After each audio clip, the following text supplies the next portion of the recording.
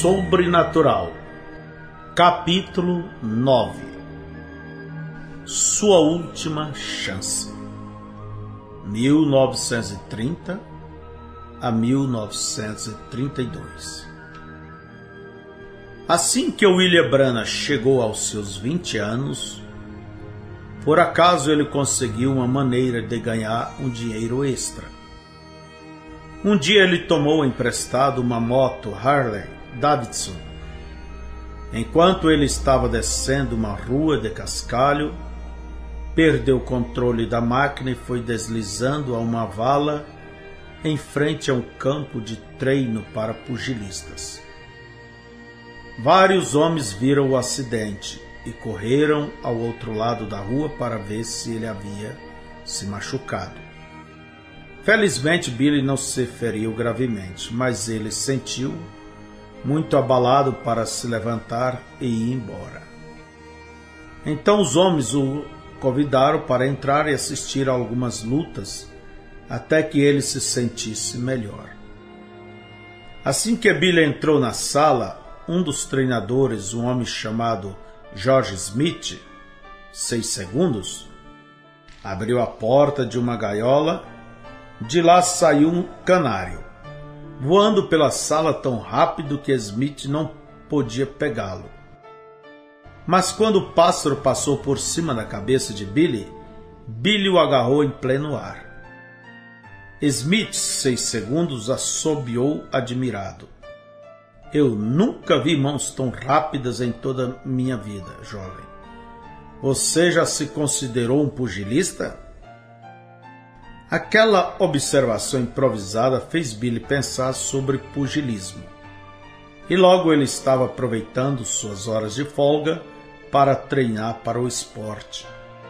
Correndo de 11 a 13 quilômetros, respectivamente, por dia, e então aparecia no campo de treino, onde ele esmurrava o saco de pancadas até que algum boxeador pedisse para lutar com ele no ringue. Observando Billy lutar, Smith, 6 segundos, estava mais impressionado com a determinação de Billy do que com sua rapidez. O treinador passava muitas horas com Billy, ensinando-lhe como usar o movimento dos pés apropriadamente, movimento das mãos e o mais importante de tudo, como levar um golpe de um outro lutador sem perder o controle. George Smith ganhou este apelido depois de sua primeira luta profissional, quando ele nocauteou seu oponente em 6 segundos. Smith era aproximadamente 8 anos mais velho do que Billy, cerca de 16 quilos mais pesado, e era o homem mais rude que ele já tinha encontrado em sua vida. A primeira vez que Billy subiu no ringue com seu treinador, 6 segundos, o esmurrou impiedosamente. Uma vez Smith acertou tão forte em Billy que ele voou sobre as cordas e caiu sobre algumas cadeiras fora do ringue. Billy demorou algum tempo para se levantar. Quando ele finalmente tomou fôlego, disse: 6. Por que você tem que fazer desta maneira comigo? Smith sorriu e disse: esse tipo de luta fará de você o melhor. Eu o melhor? Como isso pode me fazer algum bem? Você está quase me matando. Olhe, Billy, eu não me importo quão preparado fisicamente você esteja. Toda vez que você é acertado, isto choca o seu sistema e para o fluxo de sangue do seu coração. No boxe, você tem que aprender como levar uma dura pancada e recuar. Se seu corpo não está acostumado a recuar rapidamente, você cairá ali e começará a contagem. Mas se você está acostumado a isto, mesmo que você seja nocauteado, você se levantará rápido novamente. Então esta é a maneira que eu treino.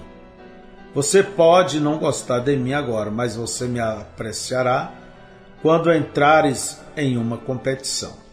Billy retornou ao ringue e continuou. Eventualmente, ele ganhou tal controle sobre si mesmo que Smith, 6 segundos, podia acertá-lo no estômago tão forte o suficiente para jogá-lo contra as cordas, e isto não afetava Billy nem um pouquinho.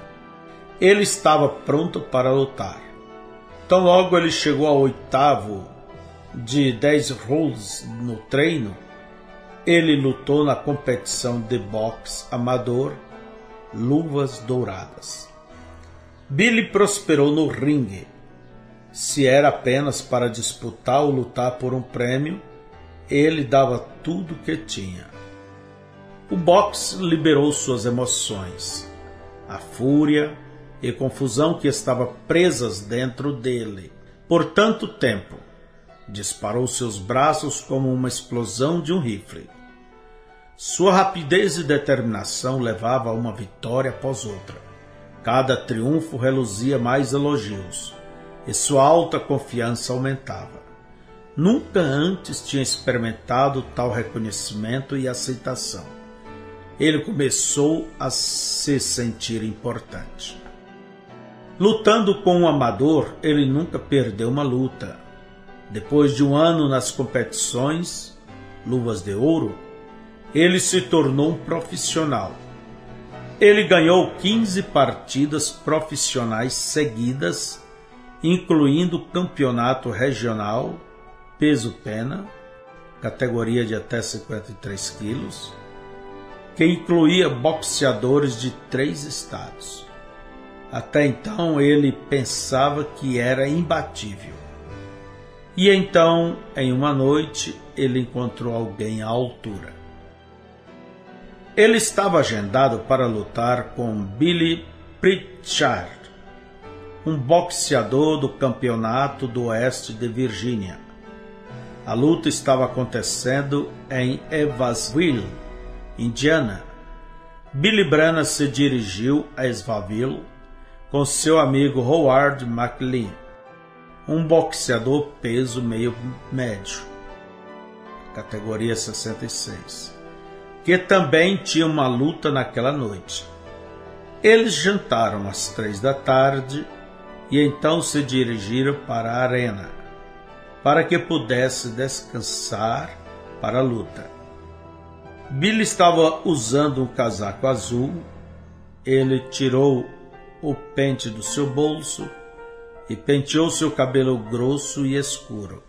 Howard olhou para o seu companheiro e disse: "Sabe, Billy, você parece um pregador batista." Billy corou de raiva. Ele era sensível a insultos e em sua mente a palavra pregador era o mesmo que chamá-lo de maricas. "Espere um minuto, Howard." Você tinha um sorriso mais bonito quando disse isto. Billy afastou suas pernas e levantou seus punhos.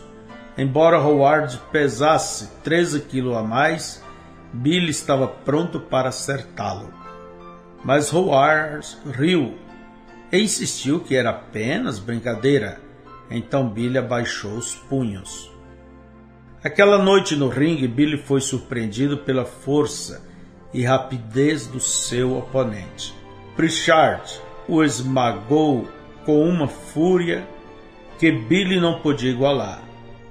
Pela primeira vez em sua carreira de pugilista, Billy sentiu-se inseguro.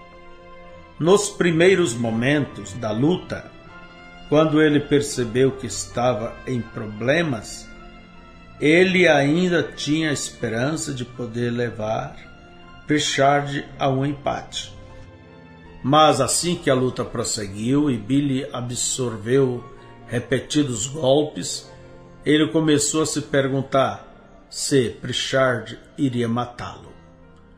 Quase no final da luta, enquanto Billy estava descansando no banco, entre os rounds, ele olhou para cima e orou silencioso: "Deus, se tu me permites sair daqui vivo, prometo que deixarei de lutar."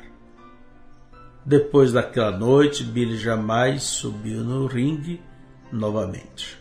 Um dia, no outono de 1931, Billy estava consertando medidores na companhia de gás de New Albany. Enquanto estava testando os vazamentos, a fumaça o fez perder seus sentidos e ele caiu no chão. O efeito subsequente deste acidente o incomodava constantemente. Tinha dor de cabeça, sua visão turvava, tinha problemas para comer, seu estômago se tornou ácido e doía sempre que comia algo. E os ácidos digestivos subiam até sua garganta e queimavam em sua boca. Seu patrão, do Serviço Público de Indiana, pagou-lhe consultas médicas especialista em Louisville, Kentucky. Mas os médicos tinham dificuldade em resolver seu problema. Depois de repetidos exames, eles finalmente chegaram à conclusão de que ele tinha apendicite. E isto surpreendeu Billy, porque a dor localizava-se em seu estômago, não do seu lado. Mas os especialistas o convenceram de que o veneno do gás tinha meramente confundido a pesquisa, escondendo os sintomas de apendicite. Eles insistiram que seu apêndice estava inflamado e tinha que ser removido. Relutantemente, Billy concordou em permitir que o operassem, contanto que usasse uma anestesia local. Ele tinha horríveis lembranças da cirurgia, pela qual passou na idade de 14 anos, quando suas pernas tinham sido laceradas pela explosão do rifle. Desde aquela vez, ele quase não voltou da anestesia, e ele jamais esquecera daquela horrível experiência onde ele flutuava e caía à região dos perdidos e almas vagueantes. A escuridão, a névoa, a solidão e aquelas horríveis faces. Ele jamais queria ver aquele lugar novamente. Nervoso e assustado, Billy queria alguém perto dele durante a operação que soubesse como orar. E então ele pediu a um ministro da primeira igreja batista local para estar com ele. O apêndice foi removido com sucesso e Billy foi levado ao seu quarto. Deitado completamente consciente na cama do hospital, Billy sentiu seu pulso se tornar mais fraco a cada minuto. Ele tentou chamar a enfermeira, mas sua voz era um sussurro e seus braços estavam muito fracos para se movimentarem. Sua respiração diminuiu, o batimento cardíaco enfraqueceu até que escassamente pulsava. Ele pensou: é isto a morte? Estou indo? A luz do seu quarto escureceu, as paredes obscureceram e se tornaram em formas sombrias como árvores. Ele pareceu estar em uma floresta fria e escura. Em algum lugar distante ele podia ouvir um vento soprando. Fraco, primeiramente, e o som lentamente aumentou, vindo em sua direção. A mente de Billy agitou em pânico. É isto. É a morte vindo me buscar. Ele tentou orar, mas não podia encontrar palavras. E o vento se aproximava cada vez mais, até que os galhos das árvores ao seu redor balançavam com força. Então tudo mudou. A floresta escura de repente desapareceu e Billy encontrou-se na sombra de uma grande prateada árvore de álamo. Esta era a mesma árvore que ele tinha evitado desde que ela o tinha assustado quando ele era somente um garoto. O ar ficou estático e opressivo, como um dia com 99% de umidade. O som das folhas balançando fez com que Billy olhasse para cima. Ele viu o mesmo redemoinho circulando nos ramos e ouviu aquela mesma voz profunda dizer: nunca bebas, nem fumes, nem corrompa seu corpo de maneira alguma. Eu te chamei e você não atendeu. A mente de Billy voltou àquele dia há muitos anos atrás, quando esta voz havia dito: há uma obra para você fazer quando fores mais velho. Agora a voz repetiu esta acusação: eu te chamei e você não atendeu. Billy sentiu-se apavorado. Ele tinha perdido a razão para a sua vida? Era tarde. Desesperado, ele pediu em alta voz: quem chamou? Quem és tu? E o que queres que eu faça? A voz repetiu uma terceira vez: eu te chamei e você não atendeu. Billy clamou: Jesus, se és tu, permita-me voltar novamente à terra e pregarei seu evangelho dos telhados às esquinas. Direi a todos sobre isto. Em um instante, Billy estava de volta em sua cama no hospital. Seu coração bateu forte, suspirou profundamente. Ele ia viver. O cirurgião ao lado de sua cama estava notoriamente surpreso em ver a face de Billy corar-se e sua força retornar rapidamente. Virando para Charles e ela Branham, ele comentou: eu não sou um homem que vai à igreja, a minha ocupação é tanta que não tenho tido tempo. Mas eu sei que Deus tem visitado este rapaz. Por necessidade, Billy retornou ao trabalho tão logo os pontos podiam aguentar a pressão. Infelizmente, a operação não curou nenhum de seus sintomas originais. Durante o inverno de 1931 a 32, sua condição aumentou continuamente, piorando. Seu estômago rejeitava quase tudo que tentava comer, forçando-o a viver à base de cevada e suco de ameixa. E mesmo isto não lhe fazia bem. Seus olhos desenvolveram estigmatismo e ele não podia enxergar sem espessas lentes. Sempre que tirava seus óculos, sua cabeça tremia tanto que nem mesmo um barbeiro podia cortar seu cabelo. Os especialistas em Louisville estavam perplexos. Após uma bateria de exames, um médico disse: Sr. Branham, temo que sua condição é sem volta. Seu estômago está um grande amontoado de feridas. Você terá que fazer uma rígida dieta o resto de sua vida. Nunca esqueça disto, porque um bocado de comida sólida o matará. Billy voltou para casa enfermo e depressivo. Mas pelo menos estava vivo. Agora ele estava determinado a encontrar a Deus para que pudesse manter sua promessa. Ele começou a ler a Bíblia seriamente. Quanto mais lia, mais encorajado ficava. Ele podia de fato identificar-se com algumas experiências que estava lendo, tal como quando homens e mulheres ouviam a voz de Deus falando diretamente com eles. Poderia aquilo ter sido Deus falando a ele através daquela árvore de álamo quando ele era um garoto? Ele sempre suspeitou que fosse Deus, mas não estava completamente convencido até que leu onde Deus falou a Jó através de um redemoinho. Aquilo o convenceu.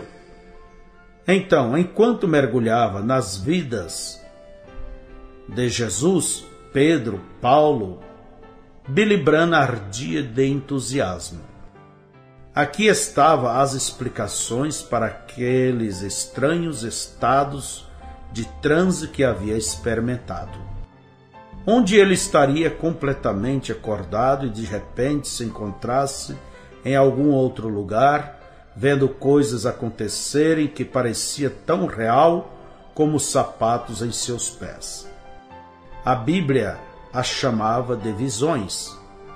Talvez sua vida não fosse tão estranha, então. Talvez era Deus lidando com ele. Billy visitou diferentes igrejas locais, perguntando como ele poderia encontrar a Deus.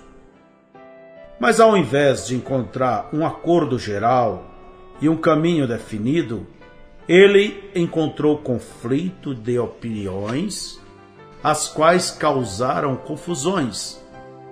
A primeira igreja batista queria que ele colocasse seu nome no registro da igreja e daria a ele uma carta de aceitação. Os luteranos queriam que ele frequentasse as aulas de confirmação. Os católicos disseram que ele precisava reconhecer o Papa como a suprema autoridade de Deus na terra e frequentar a missa todo domingo. A adventista do sétimo dia disse a ele que precisava observar o sábado como dia sabático. Cada igreja fazia sentir que tinha o monopólio da verdade e excluía as demais. Billy não sabia o que fazer, ele não tinha ideia de onde encontrar a Deus, então pensou: sabe de uma coisa? Eu o vejo na natureza, penso que irei falar com ele na floresta.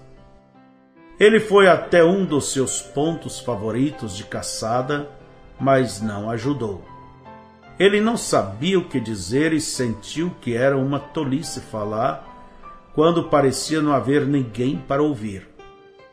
Então teve uma ideia: por que não escrever uma carta para Deus? Isto pareceu bom plano, então escreveu: Querido Senhor, eu sei que tu passas por este caminho, porque sempre venho aqui caçar esquilos, e eu sei que tu passas por aqui. Eu te desejo, viria falar comigo algum dia? Quero dizer-te algo.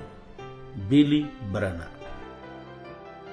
Prendendo esta carta a uma árvore, Billy foi para casa, imaginando que ao retornar mais tarde veria se alguma coisa positiva havia sucedido.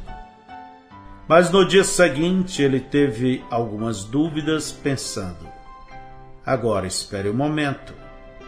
Eu nunca vi ninguém ali na floresta. Além disso, se Deus está em todos os lugares, então eu deveria ser capaz de alcançá-lo na cidade tão facilmente como no campo. Mas isto me traz novamente ao meu problema original. Eu quero falar com Deus, mas eu não sei como farei isto. Ele foi ao velho celeiro detrás da casa e fechou a porta.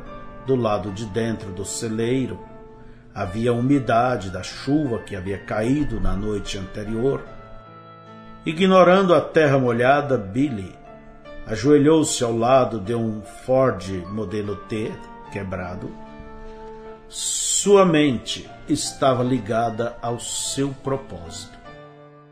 Desesperado para falar com seu Criador, ele murmurou: agora, como faço isto? Tenho visto quadro de pessoas orando e penso que eles colocam suas mãos assim. Ele juntou suas mãos e se pôs numa posição clássica de oração. Agora, o que direi? Alguma maneira que se deve fazer isto, e eu não sei como é. Ele decidiu que a única maneira que ia chegar a algum lugar era tentar e persistir. Querido Senhor, desejo que tu venhas e fale comigo. Apenas por um momento. Eu quero dizer-te quão mal eu estou. Ele parou para ouvir. O celeiro permaneceu completamente em silêncio. Talvez eu tenha que colocar minhas mãos assim. Ele entrelaçou seus dedos e tentou novamente. Querido Senhor, eu não sei exatamente como fazer isto, mas eu creio que tu entenderás. Me ajudarás? Ele parou novamente para ouvir e nada.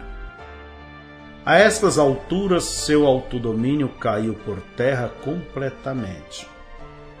Lágrimas inundavam seus olhos enquanto falava emocionadamente.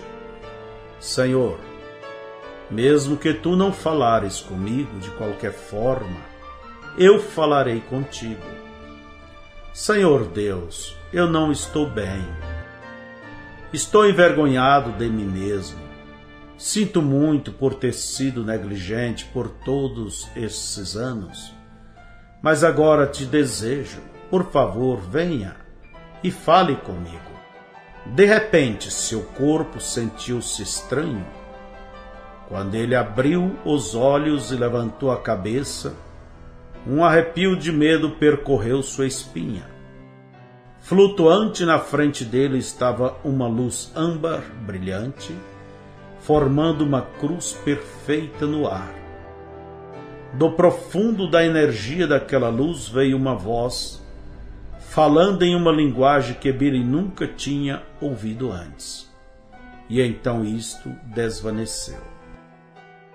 Billy permaneceu de joelhos, ofegante, paralisado e incapaz de se mover.